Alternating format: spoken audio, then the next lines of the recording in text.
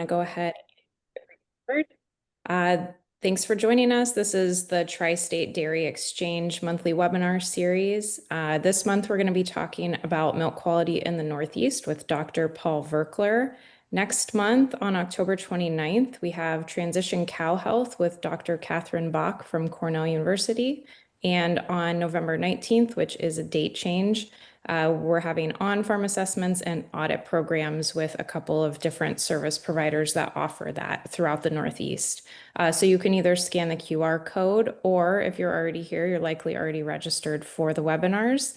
And all of these sessions are recorded and posted on the UVM Extension Northwest Crops and Soils YouTube page, and the link is below. So our mission as part of the Tri-State Dairy Extension team is to advance dairy management, address shared industry challenges, and foster innovation through collaborative educational programs across Northern New England. So the Tri-State Dairy team is made up of Maine, New Hampshire, and Vermont. And our team is comprised of Dr. Glenda Pereira from the University of Maine, Dr. Sarah Allen from the University of New Hampshire, myself, Whitney Hall from UVM Extension, and Amber Maishi from UVM Extension as well. And a few of our upcoming events. So in November in New Hampshire, we have an on-farm compaction workshop on November 11th, and on November 12th, a corn and forage meeting. And the link to register for either of those is right there on the screen. In Maine, we have all new episodes of the Maine Farmcast every Wednesday. And October 27th is the 2025 Maine Forage Conference. And then here in Vermont on October 1st, we have Driving Efficiency in Dairy, which is an on-farm workshop led by Dr. Patrick French from Chigas in Ireland to talk a little bit about the Irish systems. And on October 1st, we also are starting the Fall Northeast Cover Crop Council webinar series through Northwest Crops and Soils. And we will drop registration links for those two Vermont events in the chat. And then a new thing we've been doing every month on this webinar is featuring a podcast that we're listening to. So the featured podcast for this month is The Milk Check, and this is a TC Jacoby podcast. So TC Jacoby is sort of a trading firm for dairy commodities and dairy products. And they have some really interesting podcasts that talk about market trends and how they influence trade policy, as well as supply and demand and things that affect milk pricing throughout the US. So some of their recent topics have covered Ozempic and how that's been a boon for dairy consumption in the US, updates on dairy policy and trade developments, market trends, and practical market advice that farmers can directly use to make decisions. Oops. And so with that, I'm going to turn it over to Dr. Paul Virkler from Quality Milk Production Services at Cornell University, and he's going to walk us through some common occurrences that happen with milk quality in the Northeast. So Paul, I will turn it over to you. Okay, thank you very much. Good morning. Let me get my screen shared here. All right, everybody should be able to see my slides. And morning, welcome everyone. This morning we're going to kind of cover a few areas in a little less depth. But you know, if there's questions at the end, or certainly take the time for questions there, or you can happily email me or reach out to me, and we can chat further. But these are some areas that we've certainly seen in the Northeast here that we see as large opportunity areas for farms to increase profitability and reduce loss. And so we're going to cover each of these in a little bit of depth. Dry and fresh cow mastitis, certainly an ongoing challenge, and we'll cover a couple new studies. We looked at some of that. Loss of milk and teat damage in the parlor with milking routine, another ongoing sort of focus area of our research, and we'll present some case studies in that.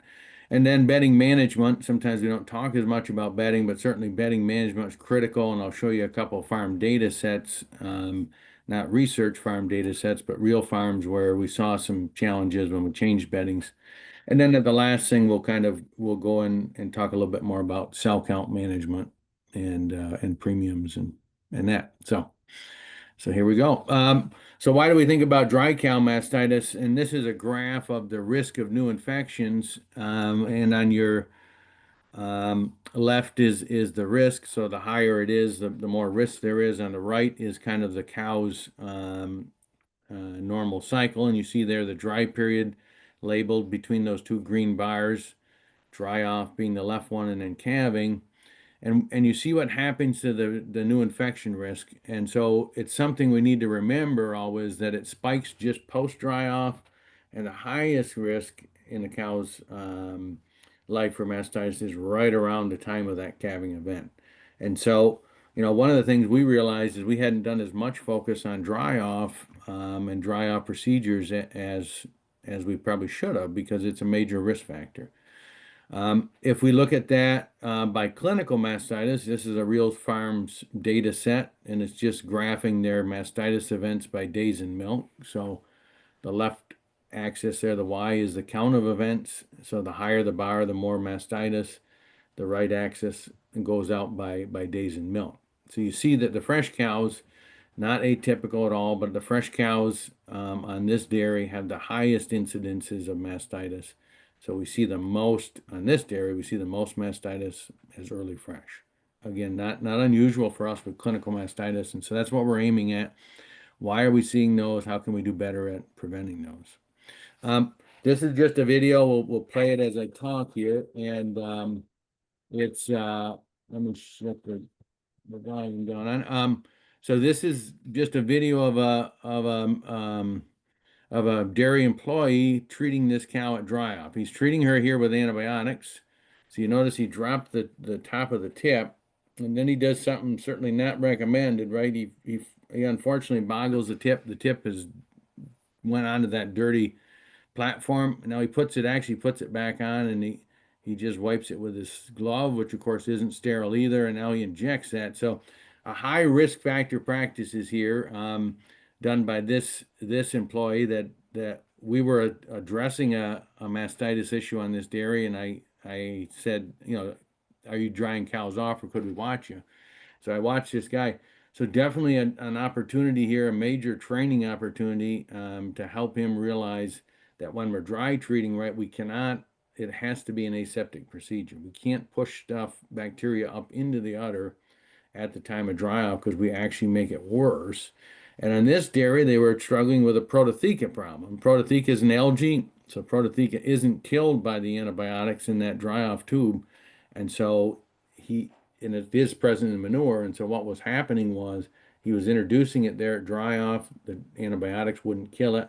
And so it would gain a foothold because it had the whole dry period to grow and develop an infection. So then fresh cows were calving in with prototheca. And then this is this same individual here. He's now doing the internal sealant. They were using an internal sealant. So this is just the same cow right after um, he did the other procedure. And what you see here, right, is that with an internal sealant, right, we want to keep an internal sealant in the teat canal. And you can see he's not doing what we want him to do, which is pinch off the top of the teat and stop the sealant from going up into the quarter. And then he does another procedure here, which is not recommended at all, right? That he actually restrips the stuff back out, which isn't what we want. We want that canal to have nothing in it so it can seal tight. And that's the goal of once she dries off, the canal stays sealed during her dry period. So definitely showed us, right, some opportunity in this, and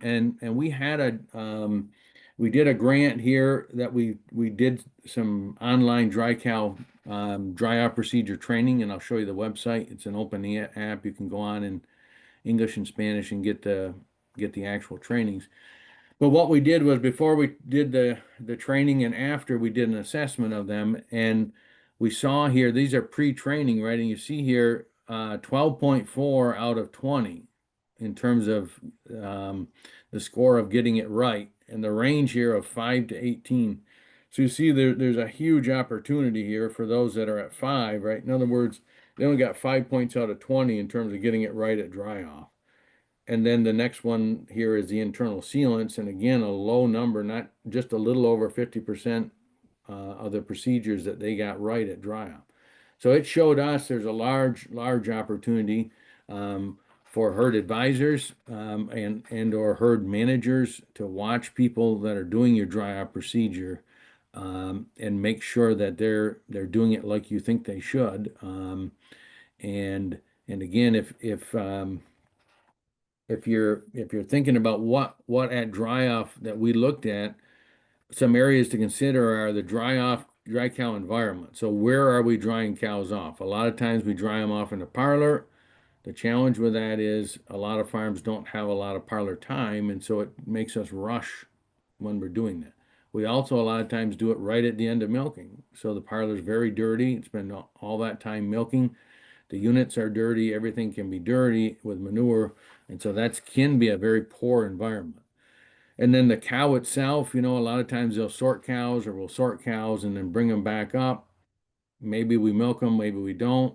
Maybe we have to resort them out of pens and then we get a lot of a lot of manure splash. So all of those things are something to think about. The other thing that we see not uncommonly happen um, is the thought process of when we're going to dry a cow off, we need to milk her completely out. And so what they'll do is they'll keep units and they'll put them on manual, not let the takeoff take it off. So they really fully milk this cow out. The problem with that is the teats are then very, very sensitive, right? Because we have teats with a lot of edema from over milking. So we go to try to touch those teats and the cows start kicking, right? And then we get a lot of manure moving around, a lot of manure on teats because we're kicking, and that's not the right thing. So we certainly, we need to have a good milking event, but we don't need to leave them on manual and cause that short-term teat damage. It's better that the cow's comfortable so she doesn't try to kick us as we're trying to insert something in her teat canal. So that's certainly an area to think through. Training of the employees ongoing on all procedures, but certainly with this one, it's detailed. And a lot of times, because it's a rush procedure, we'll bring in all the people, including new milkers that have just started and aren't trained on it, and so there's definitely opportunity to do better. Um, you know, like with other things for us, this was part of a training grant, and we think there's a lot of opportunity on farms to train them, evaluate them, and then monitor them over time. And one of the ways, kind of an easy way that we've seen on some farms is a lot of times there'll be a herd manager helping dry off procedures, and then there'll be some other, say, milkers or other procedures. And what some farms have successfully done is that even if that herd manager is part of the procedures, one week a month or something like that, he or she will step back and actually just watch the other ones. So they'll skip a couple cows that they don't do and let the others do it and watch them. And so that's kind of like a rolling. It makes it easy. They don't have to think about there because they're already there. They just hold back, watch each employee once a month just to make sure everything's in line and that they're doing what they should do. So there's quite a bit of opportunity in there. This is we'll have these notes. I assume they'll send them out as PowerPoint. If not, we can get you this website. This is the actual website to go to that has the training modules for dry off procedures and for internal sealants in English and Spanish. Again, it's an open access there, so open to any farm or anybody that wants to access these trainings. So the other thing to think about, and we'll talk a little bit about it more with bedding, but is thinking about stall management of dry cows. Sometimes dry cows get forgotten. Sometimes when we're scraping the regular cows 3 times a day, their alleys, and the dry cows maybe only once a day, right? And so some farms, just by increasing the times we scrape them, we reduce the manure load in there, and there's a lot less splash, and we're cleaning the beds off better. So, and then the calving area, certainly we've seen a movement toward individual cows calving in individual areas that are then able to clean.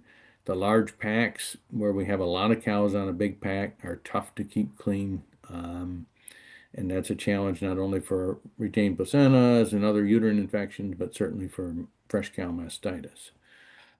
And then fresh cow stalls, Fresh cows always have quite a bit of drainage, uterine drainage, and others. And so fresh cow stalls can tend to be wetter and dirtier. So we really have to work harder at making fresh cow stalls clean. Um, when we clean them out, enough bedding in there. And of course, we want very good cow comfort in those stalls because of transition cow issues. So, so that's kind of the stuff we had on dry cow mastitis, and so we'll switch gears now and we'll go into the parlor after we've started milking. And so some newer data that's been coming out. I mean, I'm sure you've seen some of it, but Michigan State did a study, and we've done some studies that really help us to realize that how you treat cows in the parlor and um, how you milk cows can actually not only relate to teat damage, but also can relate to loss of milk. And and that's been something that really has caught the dairy industry's eye because it's saying if we don't milk the cow right, we're leaving milk on the table that we're not harvesting. And so that's what we're thinking about with this in terms of poor milking routine leading to poor letdown and and therefore leading to milk that we're not harvesting on those cows. Now we also have the milking equipment in there, and if as an adjusted right, poorly adjusted and maintained milking equipment, and we can also see the teat damage and challenges with that. So both routine and milking equipment are on the table here. This was Dr. Ron Erskine. He was one of the lead on that paper. And a minute delay is 7 pounds tossed away. And so, whether it's really that or it's half of that or, there's still milk there that says if we have a delayed milk ejection, in other words, poor letdown because we don't stimulate them well or the timing isn't right, that we're leaving milk that we could harvest at this milking and we're not harvesting it. And so it's something to think about. What does it look like graphically? Right here, here's a classic image of what we call a bimodal milking, and you see on the left axis there is the flow rate, so kilograms per minute or pounds per minute. And then on the right axis is time post-attachment. So right at time 0, we attach that unit. You notice the flow rate goes up, and then it drops down to almost 0, and then it goes back up at about a minute and a half. And that's our bimodal milk or delayed milk ejection. And that's really a difference of we're harvesting what's in that cistern or just right above the teats. And then the milking stops. And then we get the full oxytocin milk or the alveolar milk that's under oxytocin control. And then she lets that down.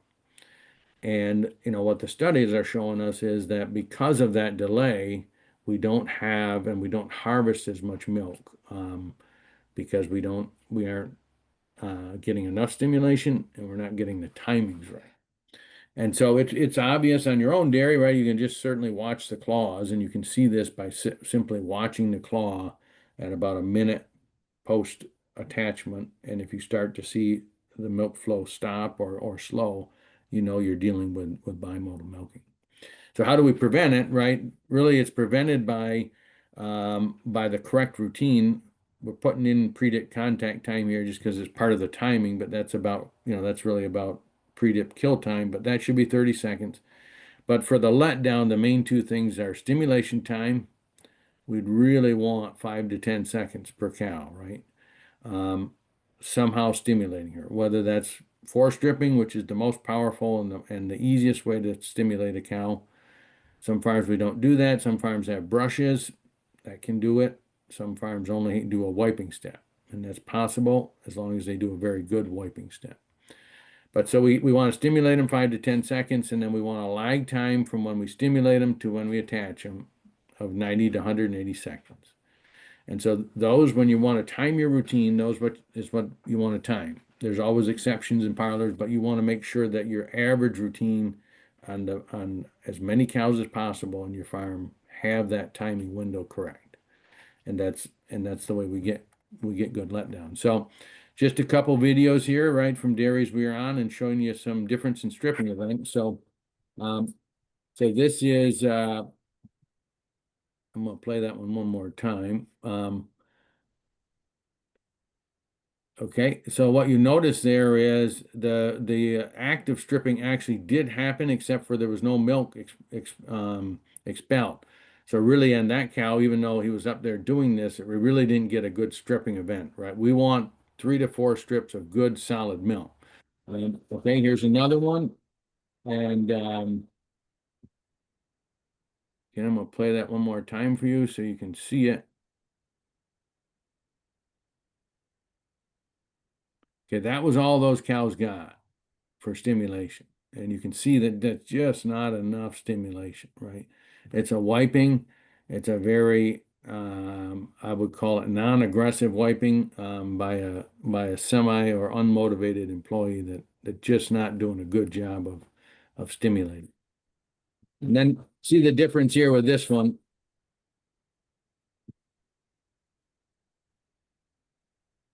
So this routine is timed such that stimulation, the force stripping, and then the wiping is right after the force stripping. So that may look like a lot, but actually, this is a double 24, 3 guys in a double 24, and that's how they milk their cows.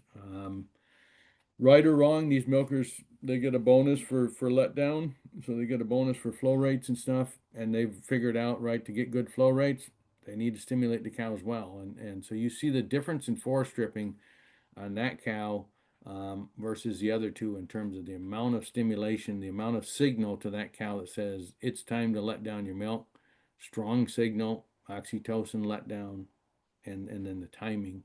Um, so, that's what we're going for is as much as we can, getting as much stimulation and then have the timing right and attach it so that when it goes on, we get full letdown. So, why do we care about if we don't, right? Well, one is about milk, okay? But the other thing is these are listing of the different, parties involved here. The cow, she'll have pain and some mastitis, right? The pain, you'll watch her, she'll start to kick if that milk flow slows when she's when the unit's on and it's not milking. The teat, right? We worry about the increased risk of damage. In a parlor, it keeps the units on longer, so we are less efficient. The milker, a lot of times during that bimodal event, we'll get kickoffs. We have to reattach units. Because they kick off, we get dirtier units. So that leads to more time and certainly more mastitis because of dirty units and dirty teats.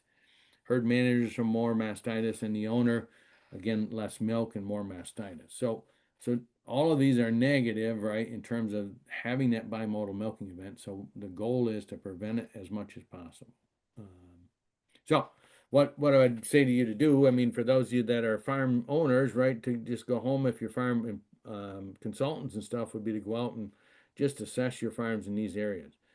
So time the routine, simple as that, and just see how it looks on 4 to 5 sides of the parlor, so you kind of make sure you're getting a good representative.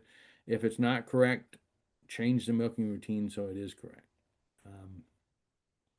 And without a good routine, we see it day in, day out. If you don't have a good routine, it's definitely a challenge to milk cows quickly, gently, and completely, because we compromise one of those. Without a good routine, either the cows are kicky, they don't like it, we don't milk them completely out, right? Or it takes a lot longer because the unit on time is a lot longer. The best farms we see, right, have that very consistent, good routine that happens day in, day out. The cows know what's happening. It's very consistent, and we get good letdown.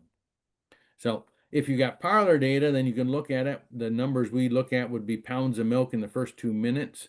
So that tells us in that first 2 minutes of unit on time, how much do we harvest? A very powerful number, because if we get bimodal, we harvest a lot less milk. If we don't, we can get to that 15 pounds for 3x milking pretty easy. So if we got parlor data, we can look at that pretty easy for you, and you can look at it and say, yeah, we're hitting it or we're not. If you don't have parlor data, then certainly what I'd say to you is we got to go based on the timing, right? Because we got to just time the routine. If we're not getting the windows of time we want, then there's a very good chance we're having bimodal, and we're not going to be able to see it. You can also look at the claws, right? Certainly look at claws and just visually observe it. You just got to do enough cows to make sure it's a representative sample. So So that's one. Now the other thing, just to tell you another thing we've seen, and we've wrote a couple papers on this and presented a couple things at some national mastitis council, but we see more and more farms that have teat skin lesion or teat skin challenging problems. And this farm, there's some pictures here, right? And you see these cracks and open lesions on the teats. We did a national survey, and so we see it a lot on manure solid herds, but we also saw it on sand herds. We saw it on sawdust herds, right? So it's not really just a bedding issue. What we think is happening here primarily is it's a dry skin. So it starts as a dry skin issue, and then because of the dry skin, like our own hands or your hands in the wintertime, it cracks open, right? And winter is more likely to have it, although we do see some farms with this throughout the summer. You can imagine how painful this is, and for cows that the milking event then is a problem. And we just recently published a paper where we did finally look at and said, yes, cows with this open lesions have an increased risk of mastitis, because that data wasn't published. But we did publish a paper on that. So we know they do, right? And you can just watch them getting milked and you can understand why they would, because it's just painful. So the prevention on this is a little bit harder. The correction of this is higher, better emollients in your post-dip, and that'll help solve the issue. Of course, it's expensive, but supporting skin condition on herds where we see this with better increasing the percent of emollients or having a better package of emollients definitely does a major difference, and the skin will heal up fairly rapidly within a couple weeks, and you'll have a whole different herd of cows. So just as an alert, if any of you have seen that or if you have any challenges with that, um, we think about wet bedding, we think about wind, we think about other things that challenge skin. pH of bedding is on the table, but we don't have a definitive answer on every one of these herds about why exactly. Um, but we can definitely prevent it. So last slide here on thinking about teat damage, I just don't want to leave it without saying we also see definitely equipment settings. So inappropriate claw vacuum and pulsation settings. So vacuum too high, mainly. Once in a great while, vacuum too low, but most times vacuum too high for what the liner manufacturer wants it. Takeoff settings, so getting the units off, we see them revert to the traditional, or they don't get adjusted, or somehow it doesn't happen on farms. And then just equipment not being maintained. Pulsators being a major one, right? Where pulsators haven't been graphed on schedule. And so we have a couple bad pulsators or 4 or 5 bad pulsators, and really influences our risk of mastitis. And then poor unit alignment. Remember, unit alignment leads to uneven milk out of quarters and over milking on individual quarters because quarters milk at different speeds when we have poor unit alignment. So correctable stuff by just getting the dealer and you to work together, or getting someone to check these and make sure that these are not issues, because this is easier many times than correcting people's habits. So, okay. We're going to shift gears into bedding management then, and spend just a little bit of time hopefully convincing you and making you think through and say, you know, there was one time when milk price went down, and we saw farms try to stop bedding cows, but it really is a bad idea, because bedding certainly is is a backbone of mastitis control on dairies, and obviously it plays a role in cow comfort too. But it's a huge issue with mastitis control. We need bedding on there to soak up moisture and to soak up manure that walks into the stalls from cows' feet. This one maybe isn't quite as there, but I'll quickly explain it. What you see here is the top graph is cell count, and it doesn't look too bad, but you see about midway to the right, I don't know if you can see my pointer here, but you see a cell count rise here um, up to a high level, and then it drops right off. And on the bottom graph, I'm showing you the new infection risk, so the risk of mastitis.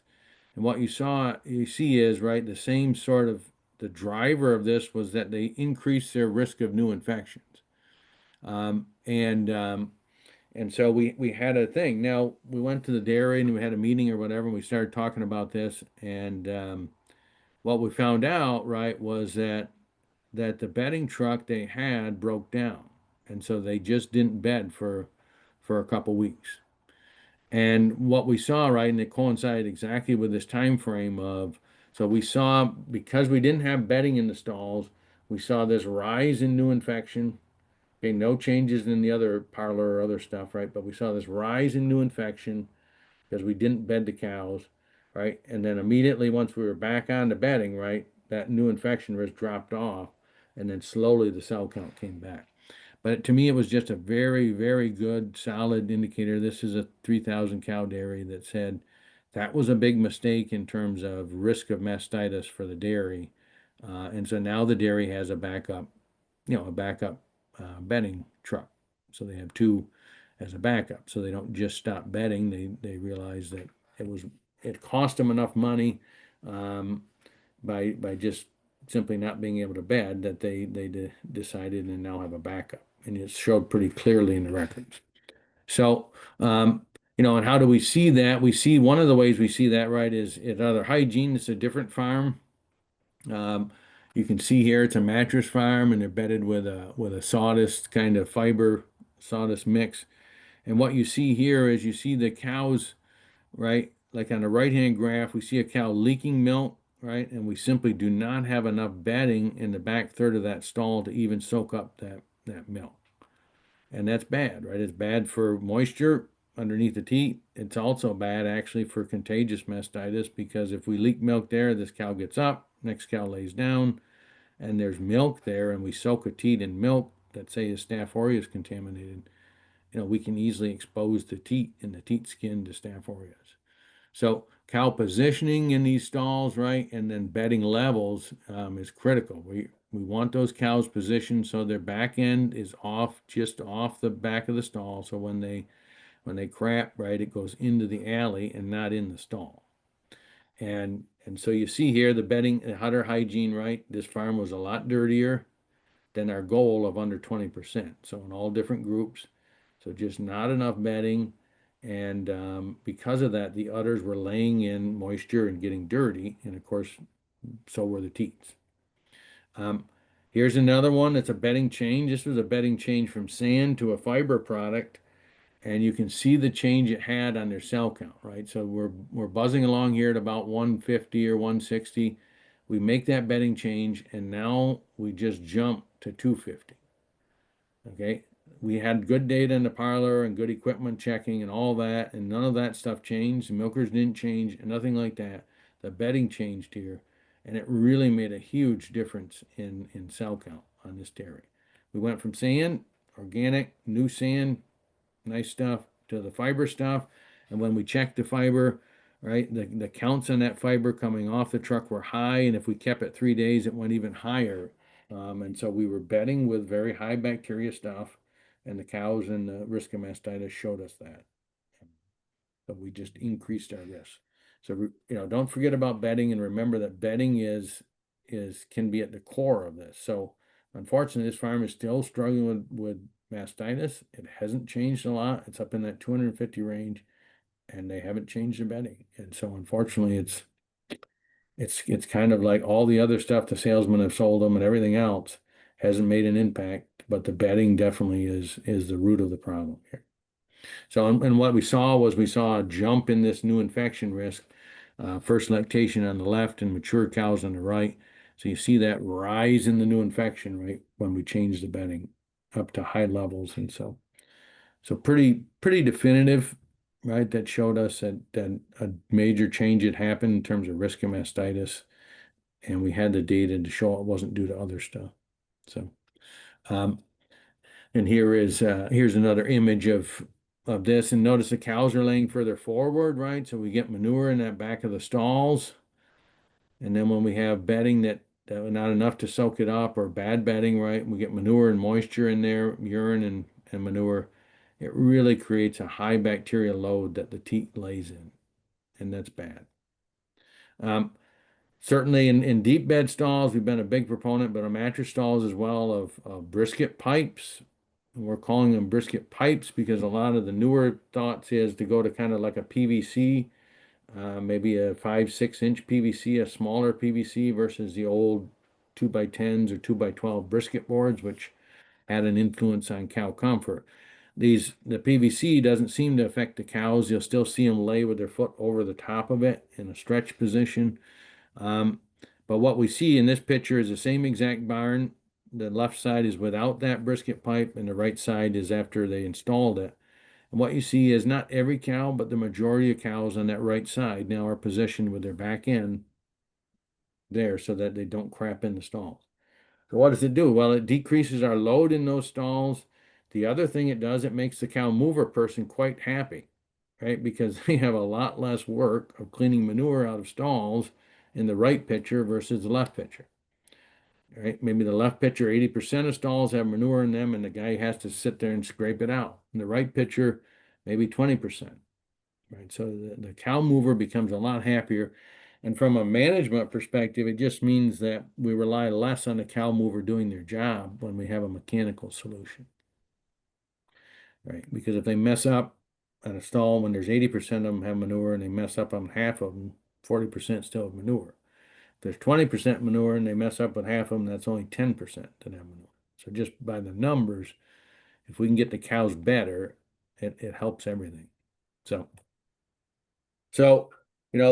the thing that we see out here, and we get out in stalls a lot, right? And we assess guys cleaning stalls a lot. We assess the cow movers and how well they do cleaning stalls.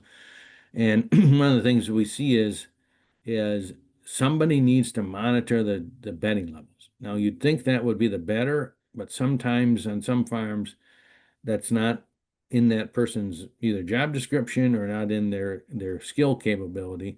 But somebody does need to monitor it because there's times when we use more bedding or less bedding and we get lower or higher. And so somebody needs to walk those stalls, make sure we know how much bedding is in there and say, hey, we need a second load of bedding today in group 9 because it's low. Um, and and what we see is a lot of times they always bed the same amount and they always have like a full load. So they go down through and back through, and the stalls that get the most are the ones right at the end because they still have some left, those sort of things. So, and sometimes we have so low a bedding, we just need another full day of bedding. We actually need to convince somebody to not do another job and just bed that day so we get ahead of it. Otherwise, if we don't increase it, we never get ahead. We just stay even. So that's kind of some thoughts on bedding, and then we'll end here with some kind of more general stuff on the cow level of thinking about how do we go after high bulk tank cell count. So remember, right, the overall solution for mastitis is to prevent it. Right? So if we prevent mastitis, we don't have to treat it. We don't have to deal with high cell count cows. We got to prevent it, and that's the stuff we talked about first, right? Making sure we prevented it dry off, fresh cows, prevent it with good milking routine, good milking equipment, and prevent it with good bedding management. But if we do get into a situation then where we have it and we have to deal with it, we want to still work on prevention, right? But then maybe we need a short-term solution. And if our cell count is out of line, the way we need to bring it back in line, right, is reduce the number of high cell count cows in the tank or high cell count quarters in the tank. So, right, three kind of ways we can do that. We can treat them. We got to remember that high cell count cows don't necessarily cure that well, so treatment isn't always a very good option. We can remove them from the tank. Of course, we lose their milk, right? But we can certainly take them out of a tank if we need to for crisis situations, and that brings our cell count down. And we can call them, right? Get them out of the herd. We can also dry cows off. That's another way to take them out of the tank is to dry them off, right? And dry them off early. So that's there. Remember that most bulk tank cell counts are driven by subclinical mastitis. It's not the mastitis you see, it's subclinical. And the majority of a bulk tank cell count is from cows that you never saw mastitis on. And that's always tough to explain to farms, but it's true time and time again, is that the bulk tank is driven by subclinical mastitis. So how do we know that, right? If we don't have tests and we're not doing test day, it's tough to know that on a farm. Certainly you can go through and CMT every cow. Some farms do, smaller farms, right, or bigger farms. You can CMT every cow, but if you don't have test day record, don't have cell count from DHI, right, or somebody coming in and testing your cows, it's tough to know who has subclinical mastitis. So I'd encourage that, right? If you're dealing with a high cell count problem, you most times to help accelerate it and get, ahead of it faster, we need some test day data to know who the cows are, do a subsample of them culture wise, right? And that'll help us to say, okay, what's our primary bug? Because that helps to know where we address the management. So high cell count cows, CMT them, take the high quarter, culture that. Not because of ongoing things, but just to get a data set that says, yes, here's what our mastitis is. Is it environmental mastitis or is it contagious? And those still are our two main things that we look at. So we need cultures, definitely for high cell count cows of the high cell count herds of the high cell count cow. So because that's the thing we're asking, is it predominantly a contagious or environmental mastitis?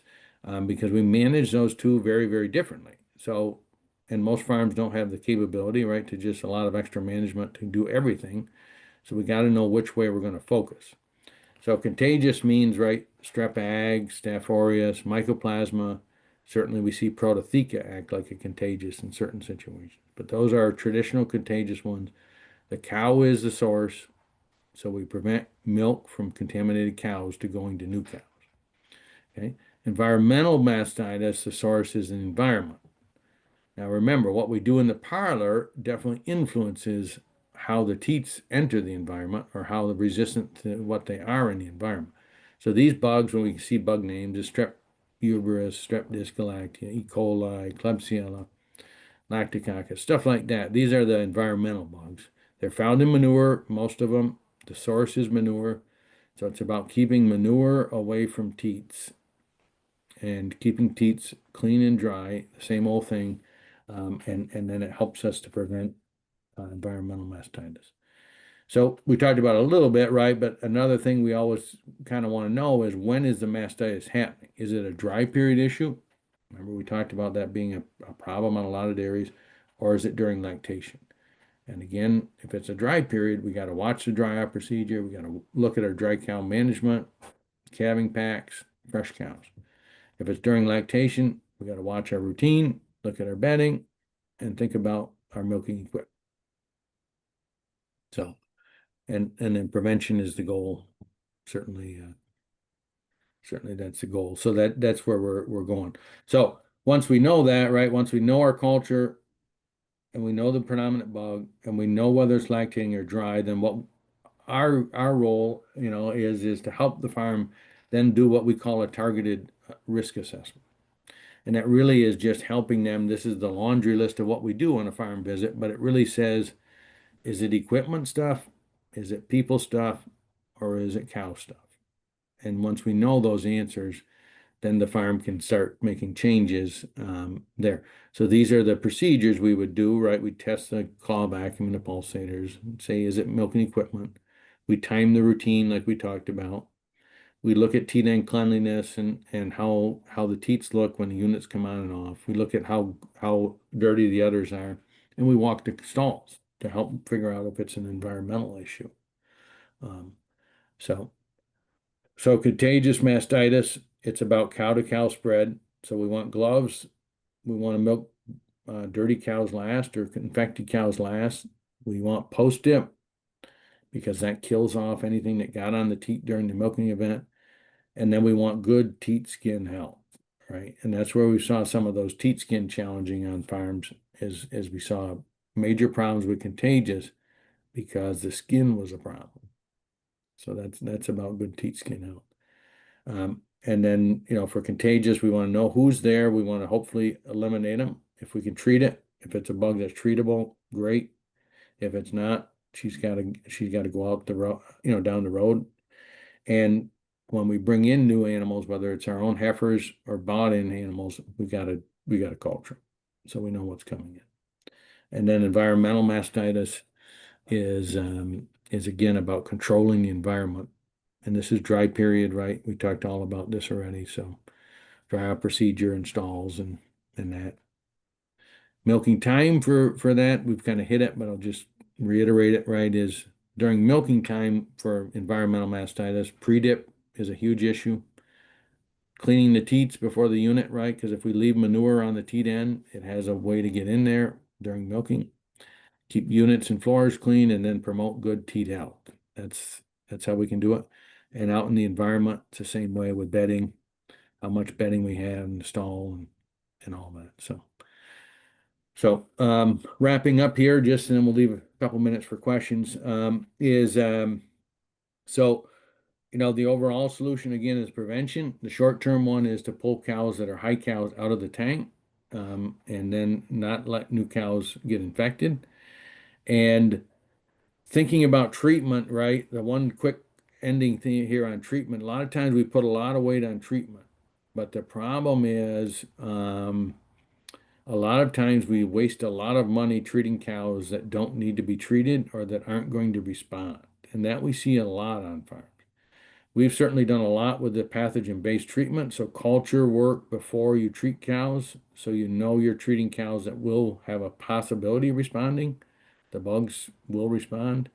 Um, and then are we treating cows longer than they need to be treated? So certainly that's been kind of a common thing is we think we can do better by treating them longer. And a lot of times that's not true. And then we just waste money and we waste milk. Dr. Pam Rug, she's done a lot of work on this at NMC here not too long ago. She reminded all of us, right, that the majority of the cost of clinical mastitis is in the milk loss. So it's about milk loss and milk thrown away. And the most likely cows to get mastitis are the older cows at peak milk. So the cows giving the most milk. And her statement was overtreating or unnecessarily treating, right, leads to more milk thrown away. So it affects you, and not only does it you get the mastitis problem, but then you try to treat your way out of it and you throw even more milk away. And that doesn't help you. So remember, mastitis is always multifactorial, right? Caused by a lot of different things, bedding, cows, people, milking machines. So we'll end with that. Just a summary of that here slide, and we'll leave that up there and open it up to any questions.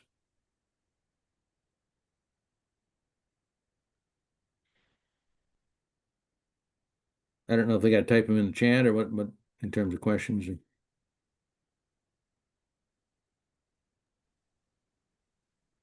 Thanks, Paul. If anybody has any questions, feel free to either speak up or drop those in the chat.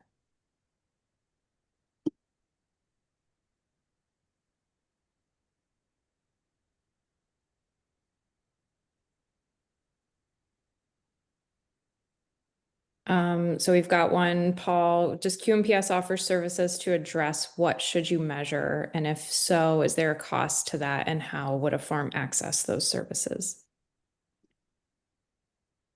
So I think I understand what they're asking. So, we offer services in terms of, we go out to farms most every day and do what we call those risk assessments. We call them an extension survey, but we go out to farms and spend about one milking, a full milking in the parlor, and then we walk all the stalls. And yes, we charge for that. And all our pricing is on our website, so it's public pricing. Um, and it's been our goal to train the industry to do it. So we certainly train a lot of other people, vets and others. So there are other places you can get that. And we encourage that because we can't get everywhere, of course. And so we do have training events as well to train people to go out and do that sort of assessment. And our goal with that, right, is to help you and the farm specifically for your own farm of saying what's the biggest bottleneck, right? So where's the biggest issue happening on your farm that you can change tomorrow and make it better for less mastitis? Yeah, so that's the goal. Mhm. And we see all these things, right? All the things I'm outlining here are things we saw from real farms on farm visits, right? That we see ongoing challenges, and some farms it's equipment, some farms it's people. Some farms it's bedding, right? It's all different farm to farm. And you just got to figure out for your farm what's your biggest risk. Mhm. Okay. Any additional questions?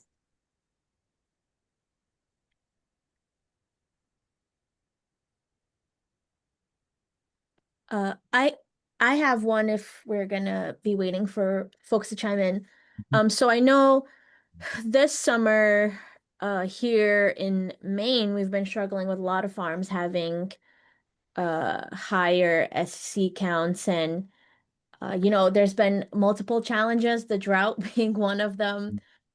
So we've noticed potentially an uptick in farms having issues with cows having access to water just because there wasn't water as available. And obviously, water is kind of what drives all the nutrients within a cow. So we've seen some of that, but we've also seen some farms struggle with getting access to different dry off uh drugs, and they are not able to potentially use the same dry off protocol that they had. My question is, if we're at that stage, all of these, once we've had an uptick in mastitis issues, whether it's dry cow treatment related or related to issues with water, there's going to be a period of kind of recuperation. Is there anything we can really do at this point? Again, it wasn't a prevention method, obviously, but what is your advice in this stage, other than trying to get back on track and then preventing in the future? Yeah, so that's a very, very good question. And it's an ongoing one, and I would say that's an individual farm discussion, but just to think through like what we would sit down with a farm and discuss would be is like where do they want their bulk tank cell count to be? In other words, like do they want to go for this premium? So under 150, say, or are they comfortable where they're at, or are they in trouble because they're at 300 and they're losing money on that?